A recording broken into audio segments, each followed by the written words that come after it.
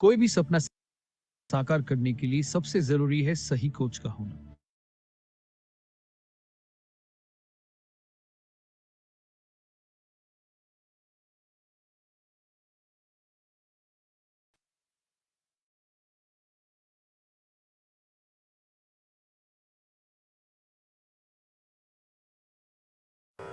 नमामि धन्वन्तरिमादिदेवं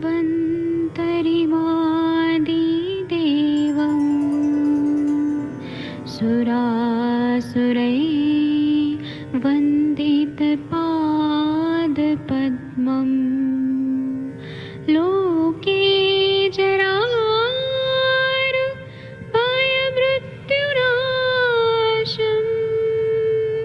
दातारमीशं विविधौषधीनां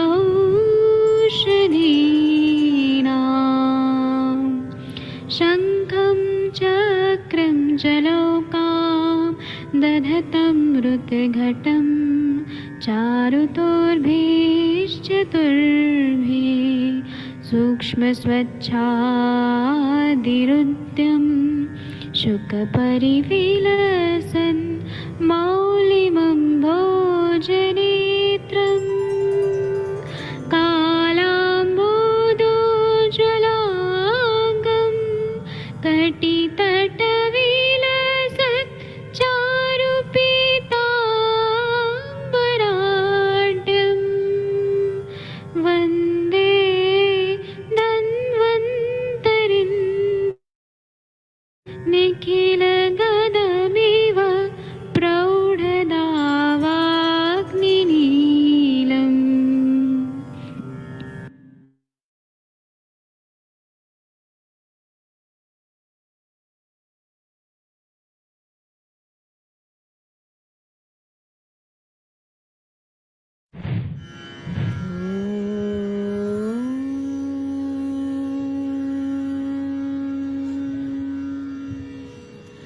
शङ्खं चक्रं जलौकां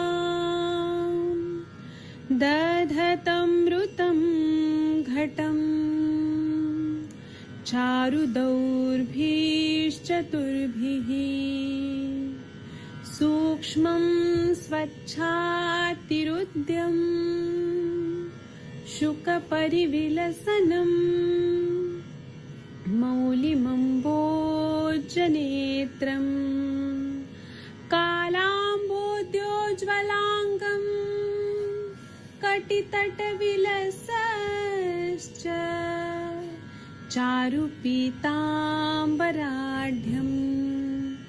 वन्दे धन्वन्तरिं तव निखिलगदमिव प्रौढदावाग्निलीलम् प्रौढदावाग्निलीलम्।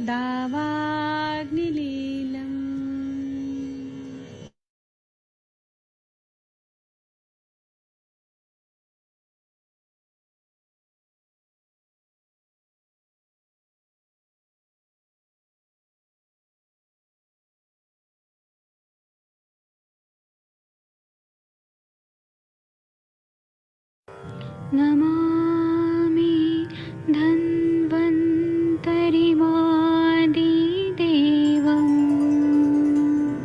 सुरासुरैः वन्दितपादपद्मं लोके जरामृत्युनाशं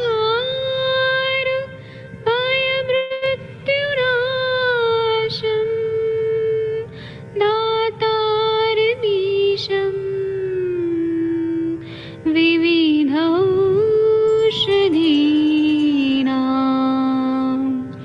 शङ्खं चक्रं जलौकां दधतं मृतघटं चारुतोर्भिश्चतुर्भिः सूक्ष्मस्वच्छादिरुद्यं शुकपरिविलसन्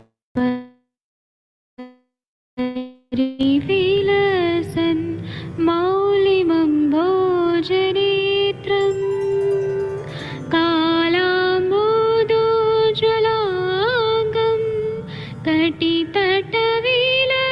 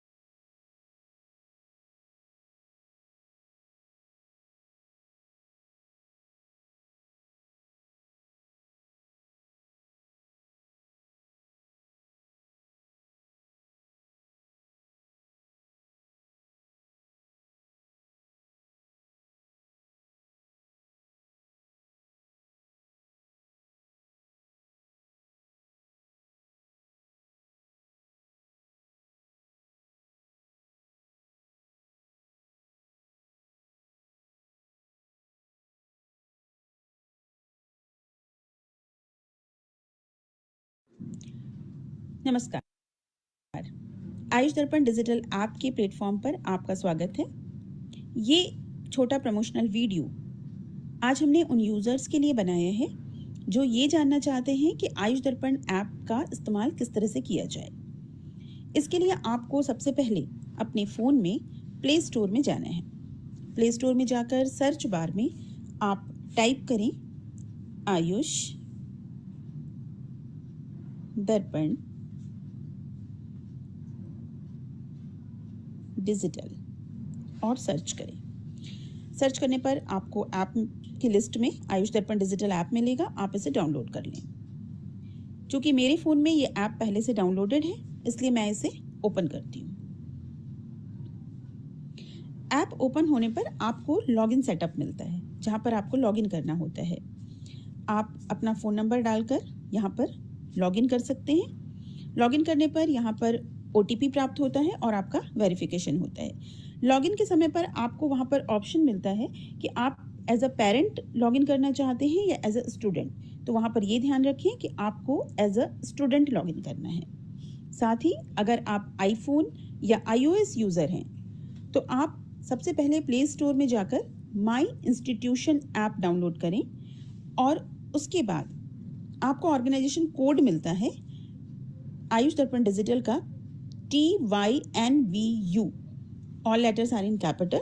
आप ये कोड एंटर करके और उसके बाद फिर आयुष दर्पण डिजिटल ऐप तक आप एक्सेस कर सकते हैं।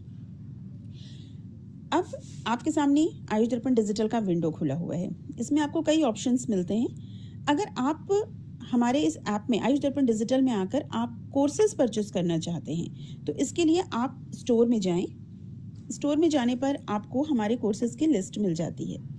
जैसे आप देख सकते हैं यहाँ पर डिसीज वाइज पंचकर्मा, मर्मा बिगिनर, क्लिनिकल पंचकर्मा, ये डिफरेंट कोर्सेज हैं।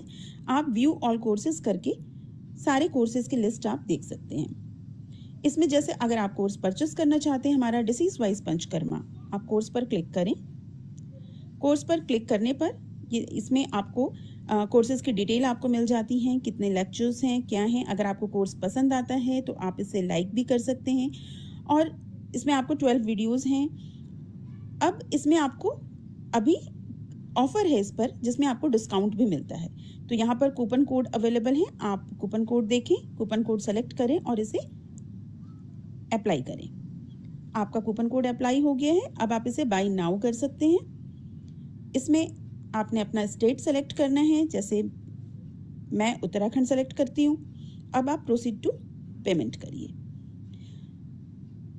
पेमेंट में भी आपको यहाँ पर अभी विंडो ओपन होने पर आप देख सकते हैं कि आपको यहाँ पर मल्टीपल ऑप्शंस मिलेंगी। फिर यहाँ पर ये आपको जिस तरह से गाइड करते हैं आप उस तरीके से यहाँ पर अपने पेमेंट ऑप्शन को चूज करके आप इसे आगे प्रोसीड कर सकते हैं और इस कोर्स को आप बाय कर सकते हैं। उम्मीद है कि आपको ये प्रमोशनल वीडियो काफ़ी हेल्प करेगा हमारे इस ऐप को एक्सेस करने में। अगर आपको तो हम उम्मीद करते हैं कि आज आप हमारे इस ऐप को ज़रूर डाउनलोड करेंगे।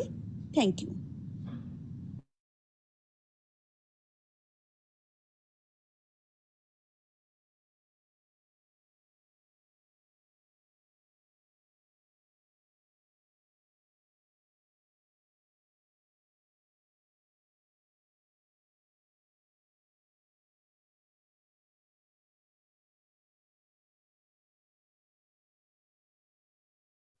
प्रणाम सभी लोग को। मैं वैद्य अरविंद पाठक पुणे महाराष्ट्र से आप सभी लोग का स्वागत करता हूं। थोड़ा यहाँ नेटवर्क का प्रॉब्लम था, उसके वजह से मेरा कनेक्शन नहीं हो पा रहा था, उसके लिए मैं क्षमा प्रार्थी हूँ। आप सबके सब भारत के सर्वश्रेष्ठ चिकित्सक हैं। आज हम लोग फल वर्ग के बारे में चर्चा करेंगे। और आप लोग भी फ्रूट्स तो खाते ही हैं, लेकिन आयुर्वेद में एक चीज बताइए कि सारे फ्रूट्स को मिक्स करके नहीं खाना है और अलग अलग फ्रूट्स को अलग अलग टाइम पे खाना है, और उसका क्या महत्व है यह आज हम लोग डिस्कस करने वाले हैं। आप सभी लोग का स्वागत करते हुए मैं आज का सेशन शुरू करता हूं। आप लोग भी अपना अपना मत और विचार जरूर रखिएगा, क्योंकि आप सबके सब प्रैक्टिशनर्स हैं और बहुत ही इंपॉर्टेंट हमारे आयुष दर्पण के चिकित्सक लोग हैं। तो आप लोग का भी जो है अपना अपना ओपिनियन वगैरह वह भी आप लोग बताने वाले हैं। मैं पहले थोड़ा बता देता हूँ और उसके बाद में आप लोग बताइएगा। फल वर्ग जो हम लोग देखते हैं ना, तो हमारे फल वर्ग के बारे में ऐसा बोला गया है कि फल वर्ग का मतलब क्या है। तो श्लोक में ऐसा बताया कि आम्रम जम्बुश्च कोलश्च दाड़िम अम्लकं तथा खजुरम च परुषकम मातुलुंगम पियाजलजम नागर अम्लिका चैव द्राक्षा च कर्मर्दकम शीरिका मधुराम चैव फल वर्गे प्रकृतिता। मतलब मैंगो हो गया, आम, जामुन, बेर, अनार, आंवला, खजूर, परुष, बिजोरा नींबू, मातुलुंग, चिरौंजी, नारंगी, इमली, अंगूर, ये जो इतना है ना, ये कर्मर्दक और श्रीका, खजूर, ये सब फल वर्ग में कहे गए हैं। अब एक एक हम लोग देखेंगे कि ये फलों के क्या क्या गुण हैं। अपने आयुर्वेद में इतना महत्वपूर्ण चीज बताया है रसवीर विपाक के हिसाब से, और कौन कौन सी व्याधियों में कौन कौन से फ्रूट्स देने चाहिए उसका बहुत ज्यादा महत्व है। तो सबसे पहले बताया है कि आम जो रहता है, मैंगो, अगर वो कच्चा रहता है तो कच्चा आम खाने से मल को रोकने वाला रहता है, लेकिन कच्चा आम जो रहता है वो रक्त और पित्त को कुपित करता है।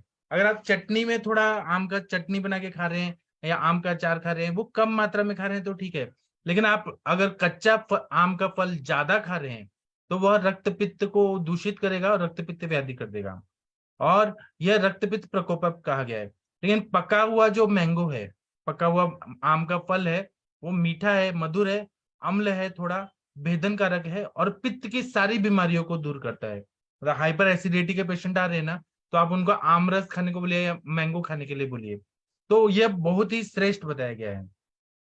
उसी तरह से अगर हम लोग जामुन देखेंगे तो जामुन के बारे में क्या बोला है, जम्बू ग्राही मधुर कफहा रोचनो वातहारी कोलम चामलम मधुरम अथवा श्लेष्मम ग्राही शस्तम श्रेष्ठम वाताधिक रुजहरम दाणिमामयम घग्नम तत्प्रोक्तम मधुर क्वथितम मधुरम राजादनम च।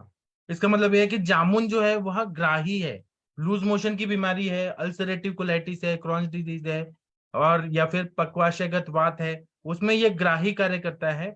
मधुर कफनाशक है, रुचि उत्पन्न करता है, जिसको खाने में टेस्ट नहीं आ रहा है ना, उसको जामुन खाने के लिए दे दीजिए तो रुचि उत्पन्न कर देता है, और ये वात का शमन करता है। बेर का फल जो रहता है, बेर, जो शबरी का बेर बोला है, वह थोड़ा खट्टा रहता है, मीठा रहता है, ज्यादा खाने से और बेर खा के पानी पी लिया तो ये कफ को बढ़ाता है और ग्राही बताया है।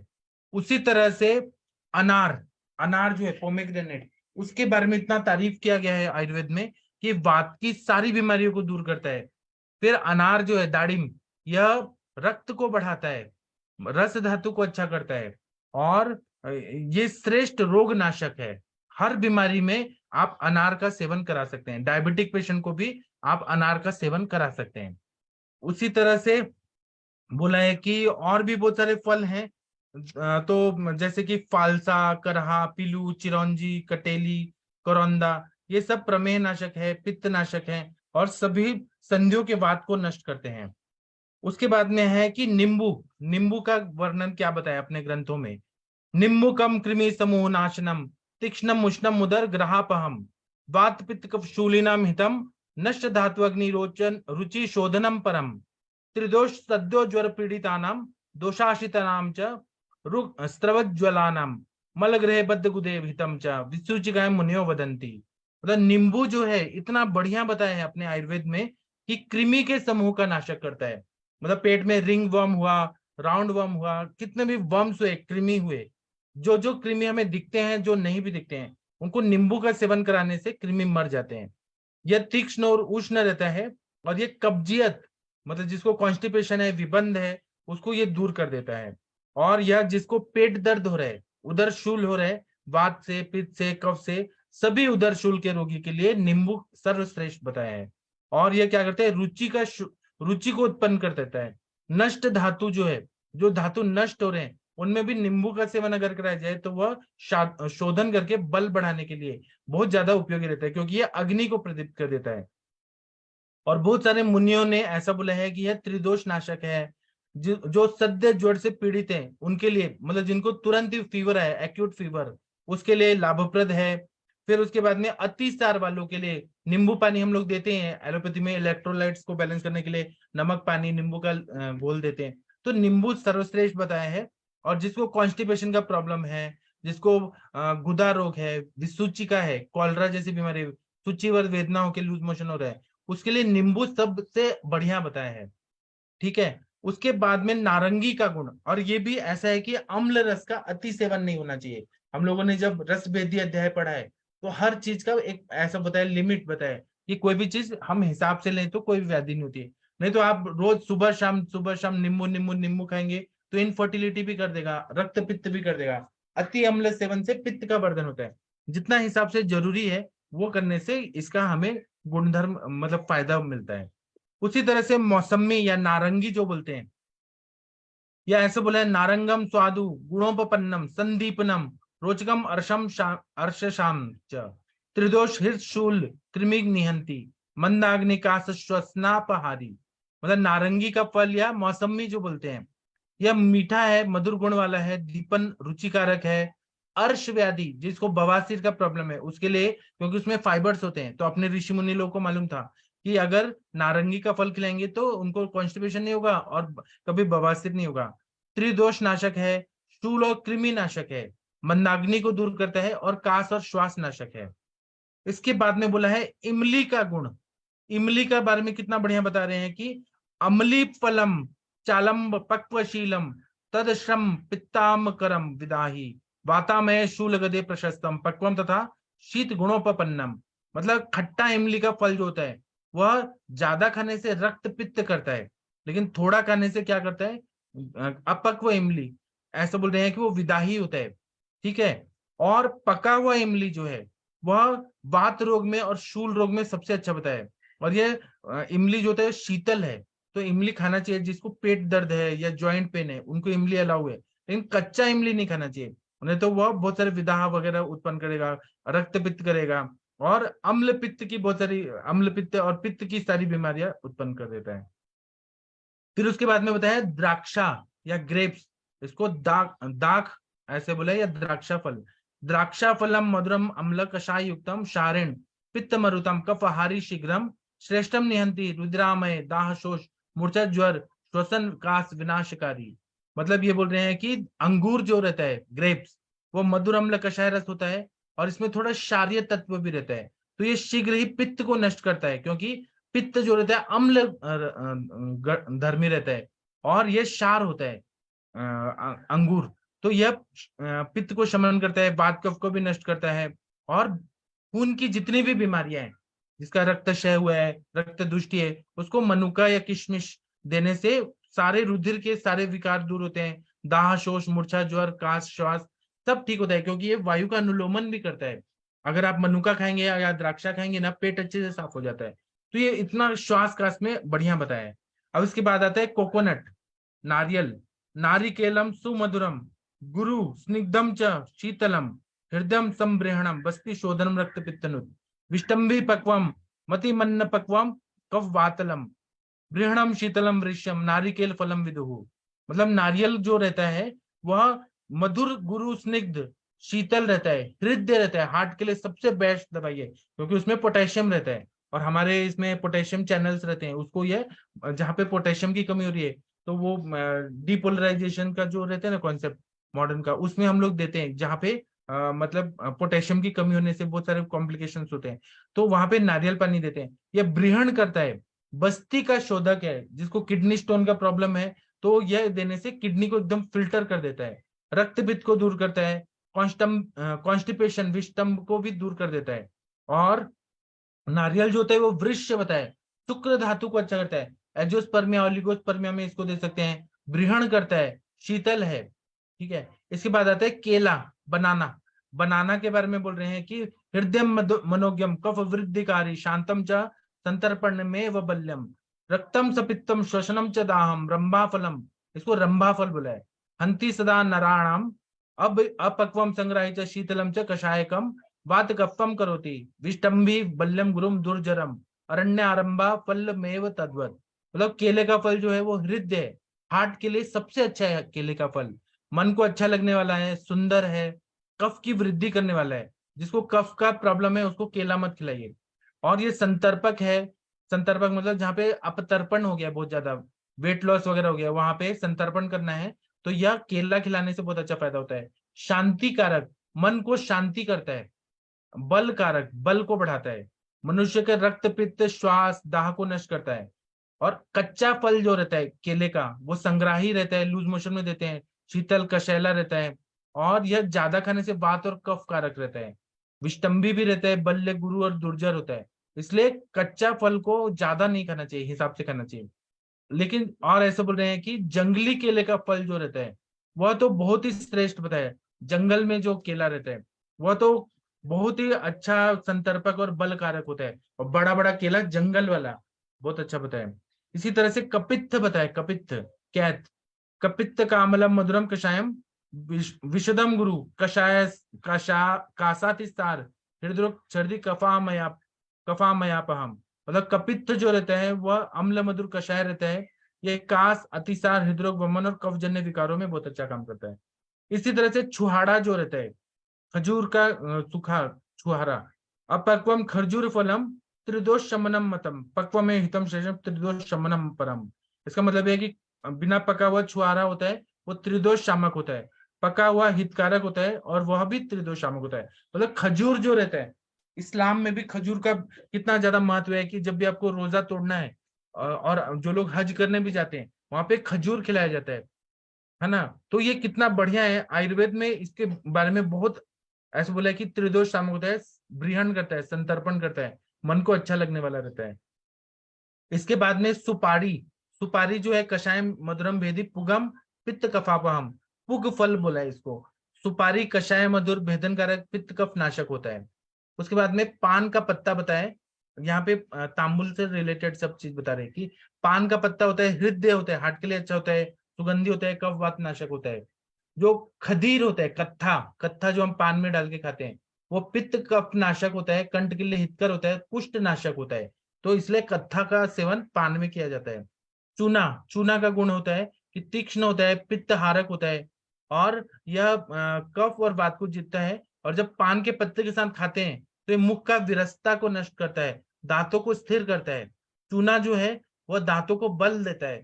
चूना जो है वह शोष और श्वास पीनस रोग का शमन करता है।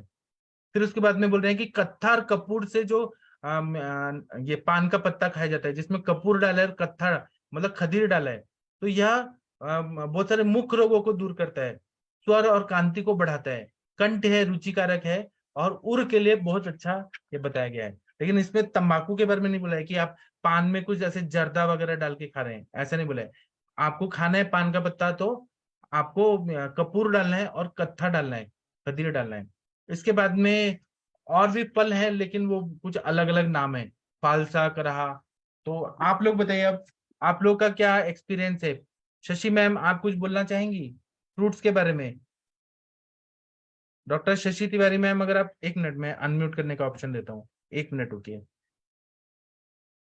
हाँ, मैंने अनम्यूट करने का ऑप्शन दिया है, आप लोग कुछ बताइए।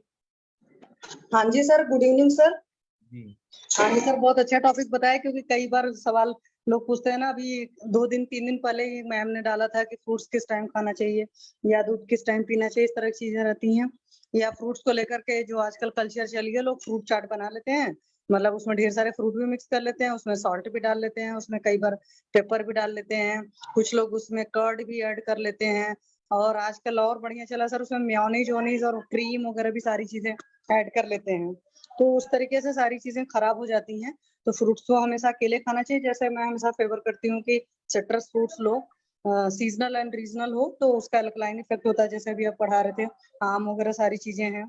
और अचार उचार हम लोग शुरू से मना करते थे, अचार नहीं खाना चाहिए, क्योंकि कच्चा आम जो होता है पित्त का प्रकोप करता है। सर आवाज आ रही है सर, मैं बाद में बोलती हूँ सर। ठीक है, आप बात करें। हाँ, Mandakini ma'am, Anamika ma'am, Monika ma'am आप लोग कुछ बताएंगी फ्रूट्स के बारे में। मोनिका मैम आप बोल रही थी कि मेरे को फ्रूट्स डाइजेस्ट नहीं होता, अभी हो रहा है आपको? प्रणाम सर। जी मैम सर आप थोड़ा इशू करता है सर, मतलब बहुत ज्यादा अच्छे से नहीं होता, अभी भी पेन करता है सर मुझे जब भी मैं फ्रूट्स खाती हूँ ना। तो पता नहीं है वो फ्रक्टोज इंटॉलरेंस है या क्या है, पर पेन होती है सर पेट में थोड़ा देर। कौन सा फ्रूट से ज्यादा होता है आपको? मोनिका मैम कौन से फ्रूट से ज्यादा होता है आपको तकलीफ? हेलो, हाँ ma'am. Sorry sorry sir, 1 minute hold कीजिएगा सर, आई थिंक मेरा कुछ प्रॉब्लम हुआ है। ठीक है। हेलो, हाँ जी, कौन से फ्रूट से ज्यादा तकलीफ होती है आपको? शायद मैम का आवाज आएगा। हाँ, अनामिका मैम आप कुछ बताएंगी फ्रूट्स के बारे में? Hello hello sir. हाँ जी मैम बताइए। हाँ सर, हम लोग तो वो छुहारा जो है ना, उसमें वो तो कॉन्स्टिपेशन में लेते हैं। हाँ वो मिल्क के साथ थोड़ा उबाल के लेने के लिए भी बोलते हैं। हाँ और कच्चा केला जो है वो लूज मोशन होने से हाँ वो देते हैं, वो बहुत फायदा करता है वो। और तरबूज जो होता है वो तो गर्मी में बहुत अच्छा फ्रूट्स है। मैं तो देखती हूँ जो सीजन में जो फ्रूट उगता है आता है, वो फ्रूट खाने से बहुत अच्छा फायदा करता है। तो उसमें तरबूज जो होता है वो तो अभी वेट लॉस के लिए तो तरबूज लोग खाते ही हैं। और ये गर्मी में इतना पसीना आता है वो भी बहुत कम करता है। तरबूज गर्मी में बहुत अच्छा है, मैं देखती हूँ। जी। और और जो कच्चा नारियल का पानी, वो भी सर आपने बहुत अच्छा बताया। वो भी हम लोग बोलते हैं। ये और भी बोलते हैं, अभी मुझे इतना याद नहीं आ रहा है। सब लोग बोलेंगे तो फिर मैं बताऊंगी और भी। ठीक है मैम, ठीक है। और किसी को कुछ बताना है तो बताइए प्लीज। हेलो हाँ जी। हाँ मैम। सर सॉरी सर, मेरा वो बीच में रह गया था और मैं सुन भी नहीं पाई आपने क्या बोला सर उसके बाद। आपको कौन से फ्रूट से तकलीफ होती है? सर मुझे सबसे ही होती है, मतलब कुछ भी, चाहे आम हो या कोई भी, मैं थोड़ा सा भी खाती हूँ ना तो उसके बाद मुझे थोड़ी देर तक डिस्कम्फर्ट रहता है। इवन बनाना, एप्पल, कुछ भी सीजनली खा रही हूँ, मतलब ऐसा भी नहीं कि मैं विदाउट आउट ये नहीं खाती हूँ, कुछ भी ऐसे नहीं खाती उल्टा पुल्टा के कभी कभी कुछ भी खाया। और डाइट भी मेरी बहुत ही लिमिटेड है, मतलब 2 चपाती सुबह और 2 शाम को, दैट्स ऑल। और बीच में सुबह दूध लेती हूँ। तो पर फिर फ्रूट अगर मैं किसी भी फॉर्म में ले लूँ तो उससे थोड़ा मेरे को पेट में चुभने जैसी फीलिंग होती है सर। और उसके बाद फिर थोड़े टाइम के बाद फिर ठीक होता है, सेटल होता है। नहीं तो आप कैसे बिना फ्रूट के कैसे रहेंगी? इस दुनिया में इतना अच्छे अच्छे फ्रूट बने हैं। सर मन भी करता है खाने का और खाती भी हूँ, लेकिन जब भी खाती हूँ तो थोड़ा टाइम तक मुझे बहुत डिस्कम्फर्ट होता है। जी।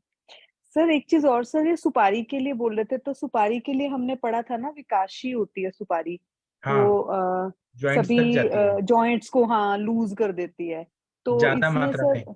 जी। ज्यादा मात्रा में, अच्छा अच्छा, थोड़ी मात्रा में खा सकते हैं दैट मीन्स। जी, मैं आपको एक आइडिया बताऊं क्या? या तो जी आप सर जी फ्रूट्स का प्लीज। जूस बना के पी सकती हैं, या फिर आप, है ना, जूस पीने से भी होता है प्रॉब्लम। सर मैं ट्राई करती हूँ, वैसे मुझे किसी भी फॉर्म में फ्रक्टोज सर मेरे को लगता है कुछ तो प्रॉब्लम करता है मेरे को पेट में जाके। उसी या से ही प्रॉब्लम हो रही है। या फिर आप सारे फ्रूट्स को खा के चबा के फिर थूक दिया करिए, फेंक दिया करिए, तो आपको टेस्ट हम्म। भी आ जाएगा और फिर अच्छा भी। जी सर ठीक है सर। ठीक है। और डॉक्टर अर्चना मैम आप क्या कहेंगी, ये मैम को ऐसा हो रहा है तो क्या करना चाहिए? सर उन्होंने तो फलों का रस ही लेना चाहिए मेरे ख्याल से। और हाँ। शायद सिट्रस फूड से उनको पेन होता होगा, तो स्वीट जो है उनमें से वो ले सकते हो मेरे ख्याल से। कभी ऐसा मैंने सुना नहीं है, पहली बार सुन रही हूँ कि फलों के उसके बिना तो हम रह ही नहीं सकते सर। द्राक्ष मैम अमन मेरे का, को ना अब ये सीजनल बनाना जो से भी हो फ्रूट्स है वो जाता है, सारे लेने मतलब जो, हाँ देखिए केला तो मीठा ही होता है ना मैम, उससे भी हो जाता है मेरे को। चीकू से हो जाता है मैम, देखिए चीकू कितना और पपीता तो बिल्कुल भी सूट नहीं करता, पपीता से हो जाता है। तो पेन हो जाती है, आपने। थोड़ा सा भी खाती हूँ मैम तो। आपको बचपन से है क्या ये? नहीं नहीं, मेरे को बचपन से नहीं है मैम, मैं खूब नहीं फ्रूट्स है ना? खाती थी, ये मुझे पिछले 3-4 साल से ऐसा हो रहा है। तो ग्रहणी दृष्टि ठीक करनी पड़ेगी। हम्म। मैम ये भी अदरवाइज हो मैं सकता है मुझे, ना, हाँ बताइए बताइए मैम। आर्टिफिशियली आप फ्रूट्स को पकाते हैं ना, तो हो सकता है वो केमिकल आपको सूट ना करता हो ना, किसी किसी को एलर्जी होती है, हो सकता है ये कारण हो। क्योंकि आजकल कुछ भी नेचुरल नहीं पकता, चाहे वो पपाया हो चाहे चीकू हो, कुछ भी हो। जी मैम। मैम अगर बचपन में सूट हुआ, आपने खाया है, मतलब आपको सूट है, पर आप अभी 3-4 साल से मतलब कुछ तो इंटेस्टिनल प्रॉब्लम है, फिर ग्रहणी दृष्टि जी। हम बोलते हैं ना, तो आप उस पे हम्म। जरा मेडिसिन लीजिए, हो जाएगा फिर। ऐसे लग जी मैम, तो आप क्या सजेस्ट करते हैं, क्या परपटी वगैरह कुछ इस तरह का कुछ लूं मैं? हाँ, चलेगा ना, चालू करके हम्म। देखिए ना, पंचामृत पर्पटी, पंचामृत परपटी। तक्र तक्र के साथ कोई तक के। सबसे बोले अरिष्ट वगैरह भी चल, द्राक्षा अरिष्ट या द्राक्षा ऐसा। हम्म। ये ठीक है मैम, ठीक है, हाँ मैं ये थोड़ा करती हूँ। देखिए ना, क्योंकि आप पहले से अच्छे खा रहे हैं तो फिर अचानक 3-4 साल से हो रहा है, तभी आप भी हो जी रहा जी जी जी जी जी जी मैम, जी मैं ये ट्राई करती हूँ मैम, ठीक है। है। हाँ। जी ठीक है, और कोई कुछ बताना चाहेंगे? मंदाकिनी मैम, आप कुछ बोलना चाहेंगी हाँ फ्रूट्स सर, के बारे में? जामुन तो बेस्ट है। जामुन तो विटामिन सी है, इवन डायबिटीज के लिए। इवन अमरूद हम गैस्ट्रिक अल्सर, पेप्टिक अल्सर वगैरह जो स्टमक से रिलेटेड प्रॉब्लम होती है ना, उसमें हम लोग यूज करते हैं। इवन जो तरबूज के साथ मैंने एक चीज देखी है कि अगर आप तरबूज को फल के साथ में ऐसे खाते हो छील के, तब तो कोई दिक्कत नहीं है। लेकिन अगर तरबूज का जूस प्लेन ज्यादा मात्रा में पी लिया जाए तो वो विरेचन कारक बन जाता है। और जी बाकी हम लोग ऐसे तो फिर द्राक्षा है और आंवला है और ये दाड़िमा है, श्रीफल है, ये तो हम लोग डेली अपना यूज करते ही रहते हैं सर। Thank you sir. और आप कहाँ थी मैम? मंदाकिनी कहाँ सर थी आप? मेरी चाची जी, देखा था ना आपने एक बार। हाँ हाँ। हाँ सर, वो उनका ना पंचतत्व में विलीन हो गई थी वो। अच्छा कल, अच्छा हाँ कल 13 खत्म हुई उनकी। तो कल ही मैं घर से आई, मऊ गई हुई थी। अच्छा अच्छा, भगवान उनकी आत्मा को शांति दे। ठीक है, और बाकी लोग बताइए। डॉक्टर आशा गुप्ता मैम, आप कुछ बोलना चाहेंगी फ्रूट्स के बारे में? कविता मैम, आप कुछ बोलना चाहेंगी क्या? आप मतलब जैसे रक्तपित्त हुआ तो कौन से फ्रूट्स देने चाहिए, ज्वर हुआ तो कौन से फ्रूट्स देना चाहिए, कुछ बताइए। तकदीर जी आप बताइए कृपया, आपका बहुत स्टडी हुआ है ना सर, तकदीर जी। डॉक्टर तकदीर सिंह जी अगर सुन पा रहे हैं तो कृपया बताइए।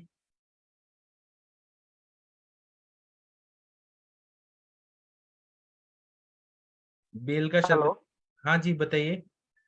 हाँ सर, मैंने तो डायबिटीज के रिलेटेड सर स्टडी की थी कि वो डायबिटीज में फ्रूट अच्छा है कि नहीं है, इसके ऊपर थी मेरी ज्यादा से। तो डायबिटिक पेशेंट को कौन से फ्रूट खाने चाहिए, कौन से नहीं खाने चाहिए? सर डायबिटीज वाले को सिर्फ केला और अंगूर का ज्यादा है, बाकी कोई भी फ्रूट खा सकता है। केला खाने से बढ़ता है और अंगूर खाने से बढ़ता है?